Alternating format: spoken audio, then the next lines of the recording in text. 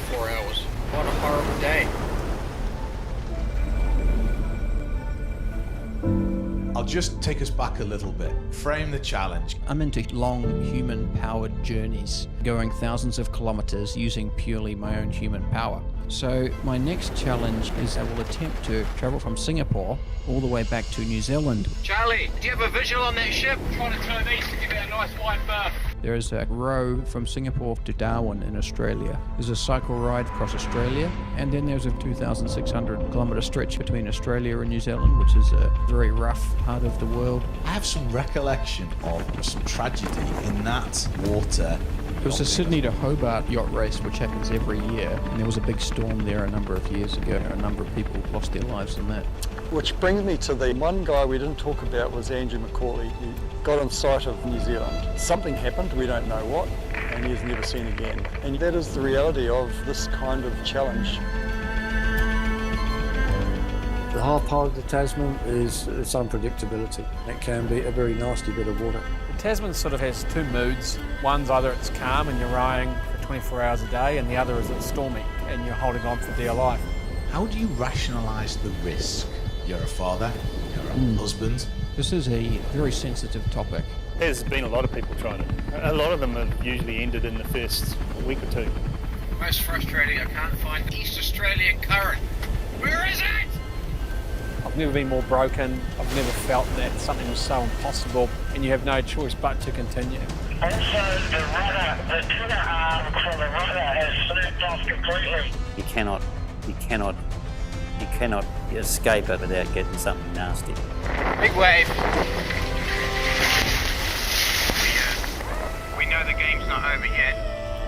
If we have to crash land, we will.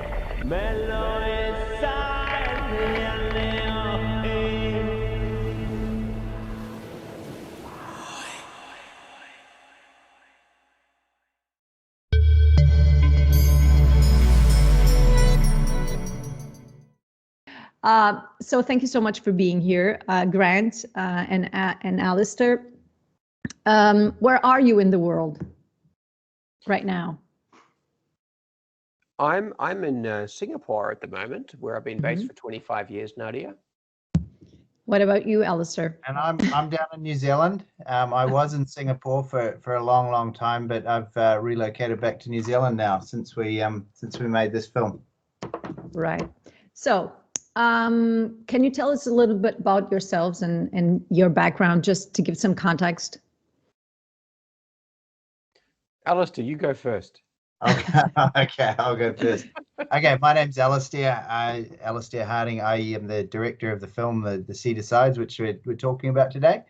As I just mentioned, I was living in Singapore a few years ago, and for a long time, and I ran into this guy, Grant, and he told me all about how he was going to be doing this adventure to travel all the way from Singapore back to by rowboat all the way from Singapore through Indonesia to East Timor, across to Australia, and then cycle across Australia, and then try and row to New Zealand. And it had never been done before, and I thought, you know what, that sounds like a pretty cool thing to film.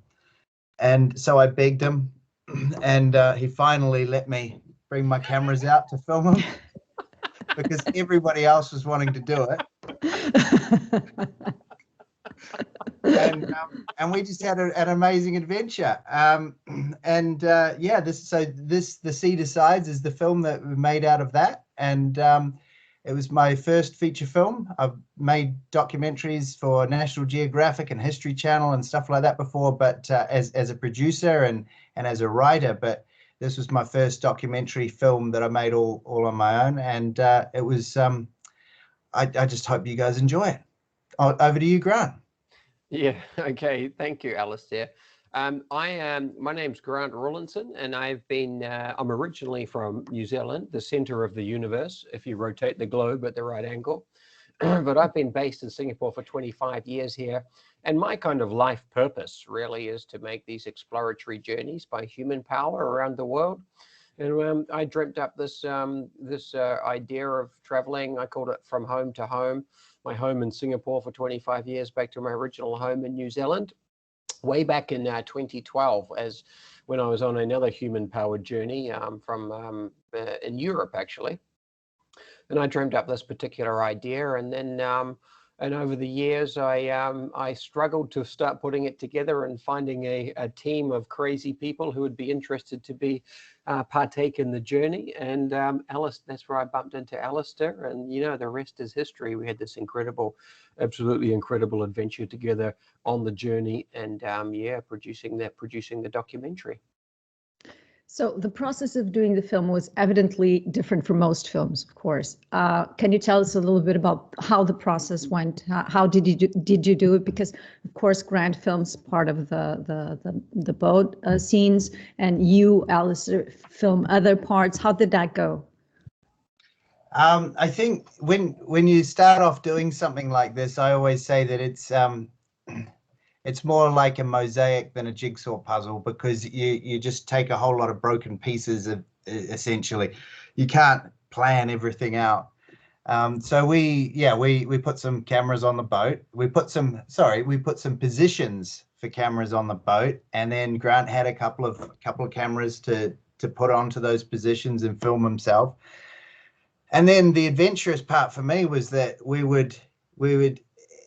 he'd planned, him and Charlie, for that first part of the expedition, they'd planned to go to this island and this island and this island. So I'd go along to those places and then try and go and meet him there and try and film him with the drone coming in and all of that. And that was a really cool, adventurous time, actually, because we would, I'd go and find a place, and then I'd radio that to the project manager back in New Zealand, and he'd radio that location to Grant.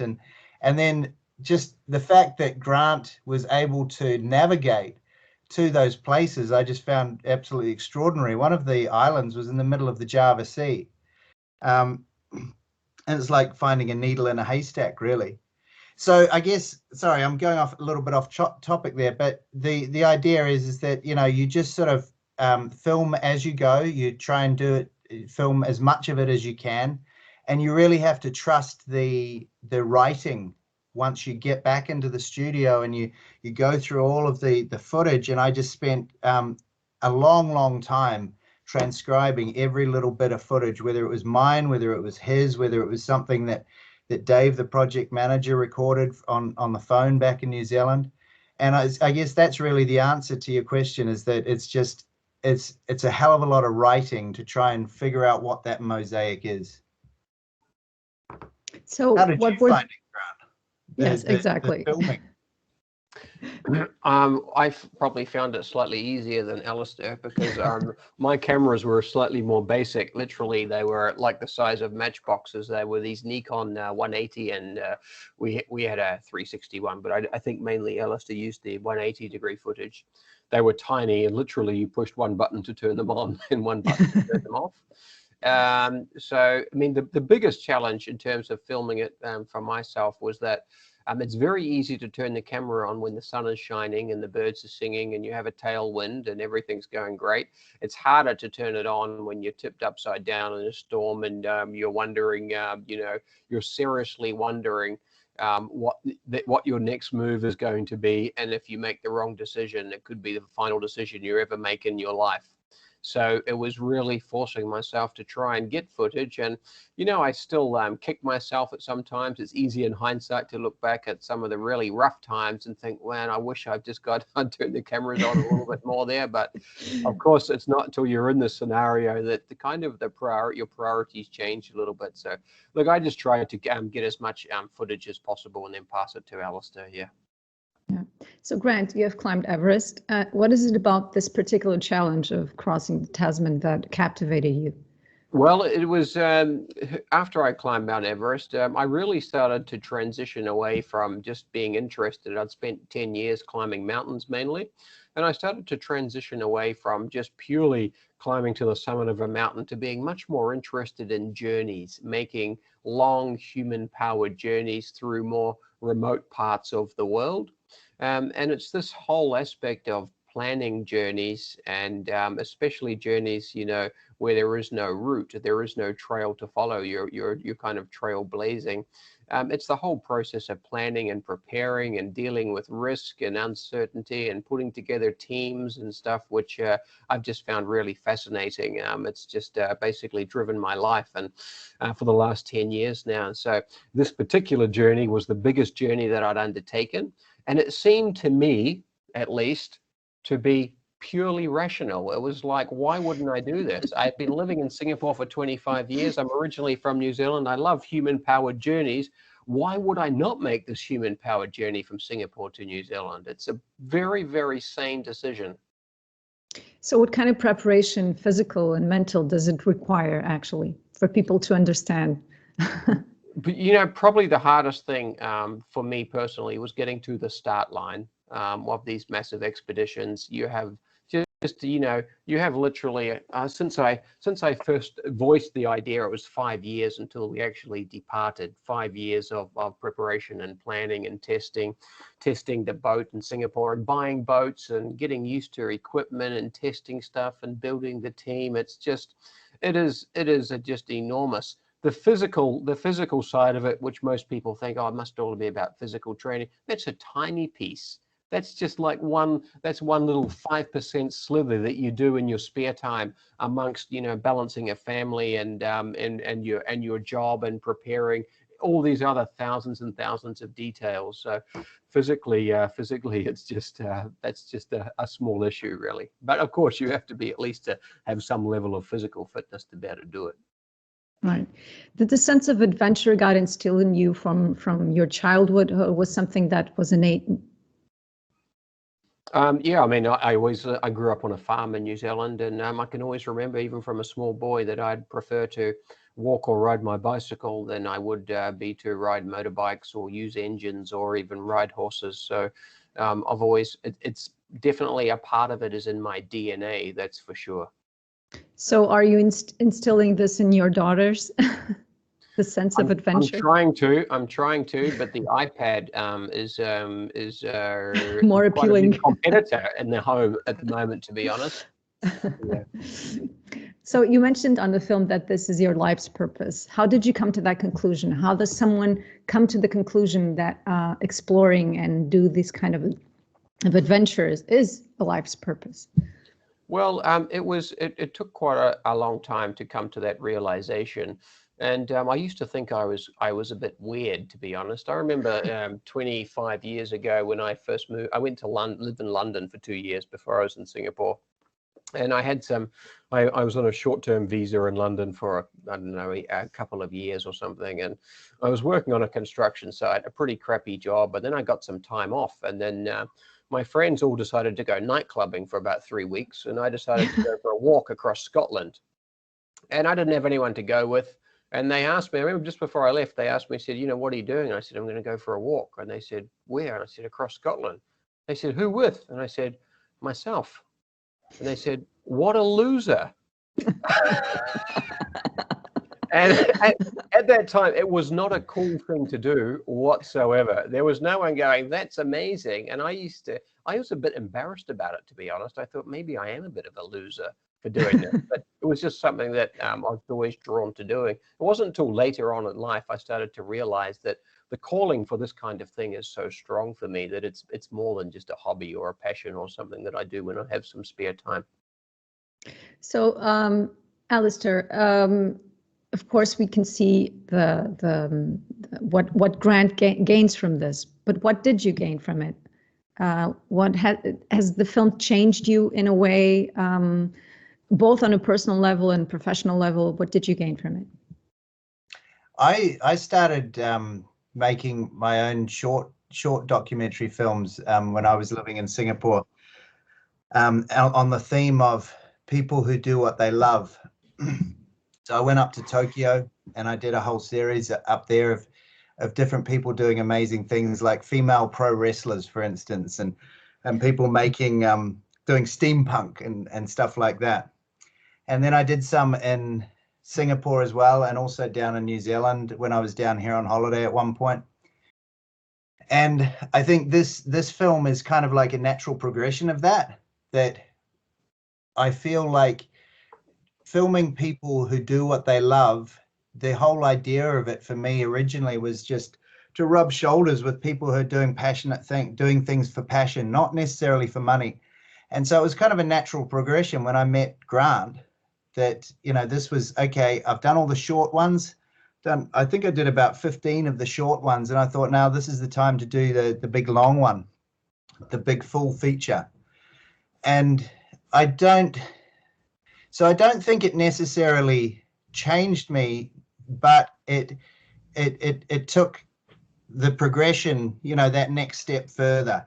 And I think what it really drove home to me was the importance of having a purpose in life. And it's, you know, the film is as much my journey as it is Grant's in a way, in that way, because I do think that there's the way that we're all connected in the world today with the internet and the way that we outsource everything. We outsource our entertainment to Netflix and Spotify, and we outsource our memories to the internet itself.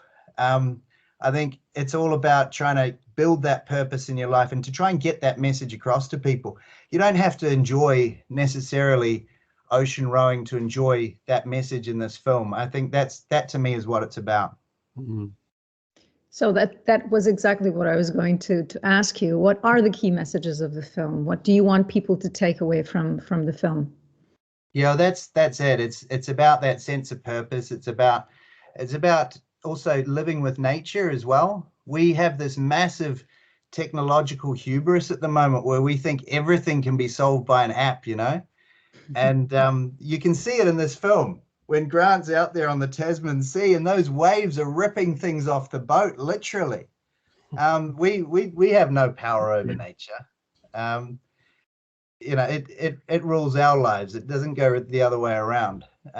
So yeah, that's probably another theme that I would say is a really important one. But also the other big theme I'd say is just for people to go out and challenge themselves. You know, the side story of Colin Quincy and his son, Sean, mm-hmm. and the way that these guys like Grant and Charlie and Luke as well, and Colin and Sean and Scott, these guys inspire us by pushing the boundaries a little bit further. We don't have to go out and row a boat across the Tasman, but we should all be trying to, like Sean says in the film, he says, you know, once in your life, you should try and do something which is bigger than you know, that really scares you. So that's another theme that I really want to push on it too.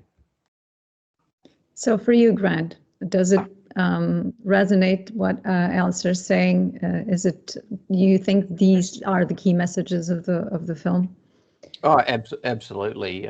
He's basically stolen the words right out of my mouth, to be honest, Nadia. So he was saying what I was going to say myself, but you know, I would probably just reframe them slightly. You know, it's just having the courage to be different, to be unique, to go and try something which is not necessarily cool, which is not necessarily in fashion, which a lot of people, when you first bring up the idea to them, will actually laugh at and think it's silly and it's crazy.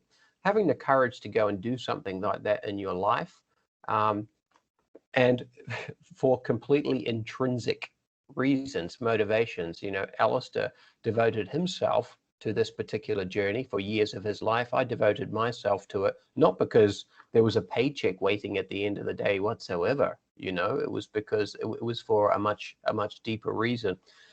And it's not until you've gone on one of those journeys that you can begin to really comprehend and understand the rewards that await you. They're not rewards in the materialistic sense of you've got your mortgage has disappeared and this has disappeared and all your issues, but the rewards that I've received personally, just from fulfillment and satisfaction and meeting people of a similar ilk, and just the other avenues that open up in your life from really being bold and committing to one of these journeys, is just indescribable. It is magic. And that's something that I hope people may get from this film as well, you know, have the confidence to go out there and try something. Yeah.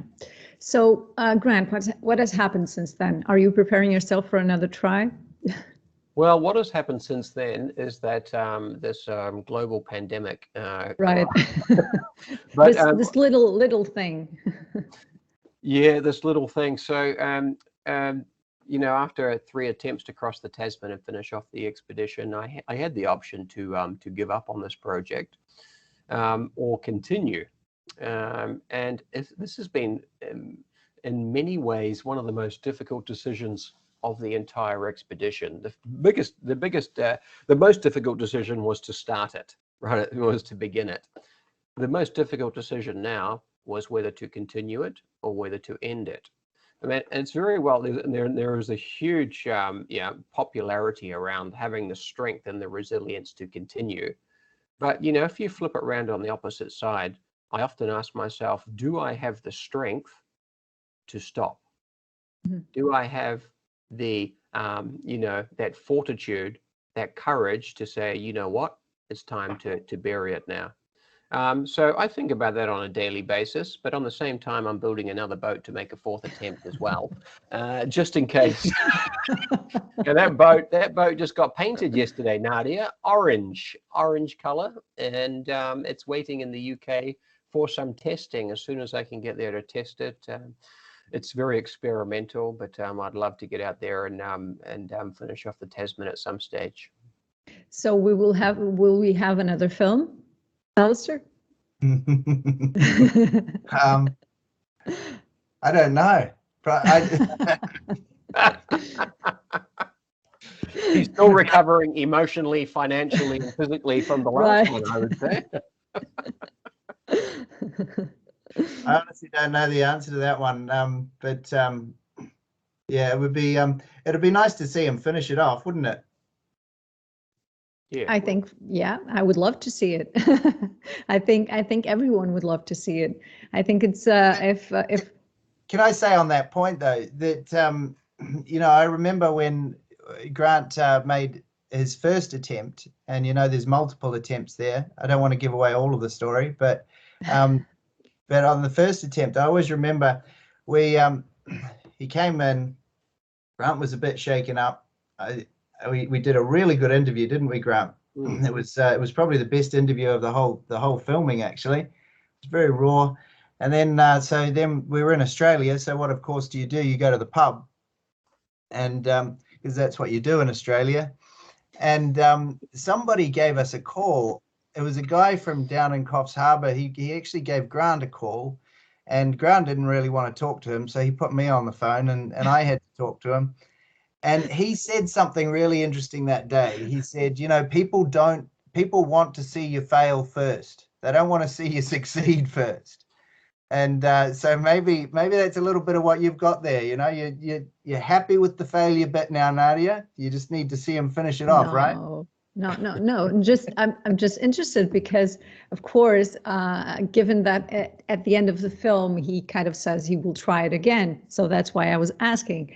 But I think it would be, of course, very interesting to see it, the process with the new boat, with the orange boat. What will it be? Will help. Well, what will it be called this time? It's going to be called the Little Donkey.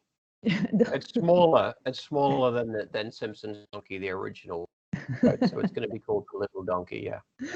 Okay. So let's see if it gets made. If Alistair mind and wallet can handle it. Well, I'm in New Zealand now, so you know we're not going anywhere. So Alistair, what are you working on right now? Are you working on anything? I'm working on a book at the moment. While we wait for the next film project to mysteriously appear in front of my eyes. But yeah, so yeah, I'm working on a novel, and just trying to make all the money back from making this thing. So let me ask you, if you had this unlimited budget, what would you like to do in terms of film? In terms of the next one? Yeah, just if you had an unlimited budget, what would you love to do? It's a tough question, isn't it? Which is kind of utopian, I know, but to make the novel that I'm writing into a film, that would be pretty good. Can you tell us a little bit about it, or it's still? It's a sort of a dystopian, our version of 1984. So maybe 5 years in the future, where our world is going, basically. So it's just something that's been on my mind for a long time. You can't escape it at the moment. So I thought I should probably write about it. Yeah. So I would like to ask you this because, of course, you've kind of both connected to nature in a way. What are your concerns about the future, about the state of the planet? What worries you and what gives you hope? You go there first, Grant. Overconsumption and a lack of alignment at a global level about what we need to do. You know, you cannot help but become a steward for the environment when you spend so much time in it. You know, you can't help but want to protect it, to want to look after it. You can't help but feel hurt when you're rowing your boat, 50 miles offshore through massive piles of garbage like we did through the Flores Sea and the Java Sea. It is something that is just, it's a sickening feeling in your stomach. And, unfortunately, not enough people get to see that. When you live in a city, you don't see that. You don't see where your trash goes. You don't get out to sea to see the kind of devastation that's being wreaked out there with pollution, etc. What gives me hope, Nadia, on the flip side, is just the younger generation. The older generation doesn't give me any hope, unfortunately. I think they're too staid in their ways. They're too comfortable with the way things have been going. But the younger generation that can grow up with more of a sense of, this is a complex system that we live in. We can't just make decisions as human beings all by ourselves and think it doesn't affect Mother Nature. We have to understand that there is interdependence here. So the more interdependent that the young people can feel about the environment as they're growing up and make decisions which are aligned with the environment in mind, that gives me hope. Alistair? One thing I'd say that Grant touched on there was about that trash going through the Flores Sea. And you see it all the way through Indonesia. And it really is horrible to see how much of it is there. But one thing that I have learned since we went through there is that a lot of that problem is actually caused not by Indonesians, it's caused by people exporting their trash to Indonesia.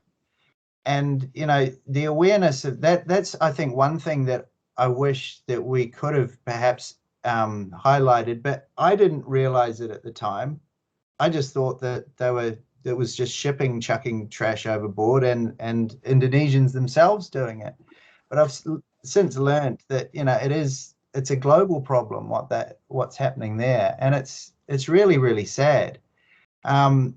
And I suppose then that goes back to what I was saying before about, I think that we've all become far too much consumers rather than creators. And I think if we can all learn to create a little bit more rather than consume. I mean, life today is just a whole series of menus, isn't it? We don't actually do anything for ourselves, or we don't do as much for ourselves as we should.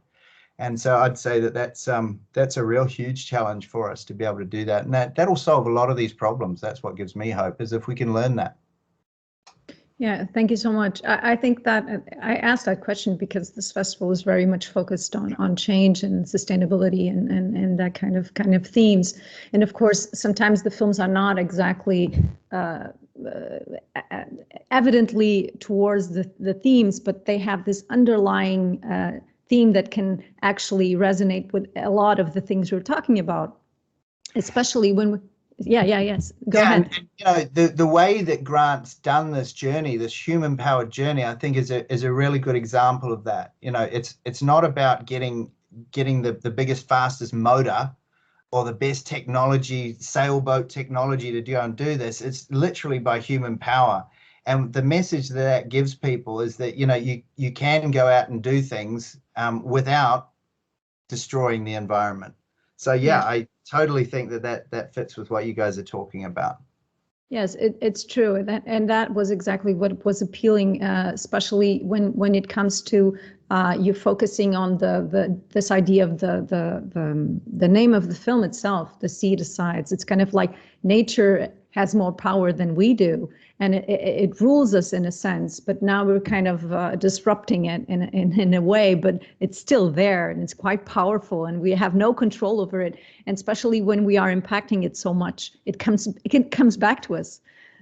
Absolutely, yeah. It's really powerful. And at times we were like, I was watching the film and I was like, oh my God, it's insane what he's doing, but it's at the same time it's so the way he's doing it with such bravery, I think, because I would never be able to do that. I would, like I say, it's like adventure is not in my blood. Grant was saying adventure is in his DNA, and for most of us, it's like no way. It never goes there. But maybe I can challenge myself a little bit more in my daily decisions and be more brave about some things that I do in my daily life, and maybe the choices I make. And I think that was what you were saying, the contribution of the film, that every one of us has this little thing that can go further than we actually do. And so it was really interesting when we watched the film, it's really interesting in that aspect. And so when Grant at the end talks about purpose, and that touched me, because I think we are living in a times where purpose is like we are kind of running around and aimlessly, most of us, I think. Yeah. And it's kind of difficult. That's why I asked the question about purpose. How did he get there, and how did it kind of realize that it was his purpose to go out there and be adventurous? And so I think purpose, in a sense, has a lot to do how we behave in society and how we behave in our daily lives. And it's quite powerful the way he ends the film talking about purpose. And so thank you so much. Thank you so much for your message, for the film, for the great work, and for being courageous, both to go on the adventure and both for filming it. So thank you so much. You're welcome, Nadia. Thank you very much.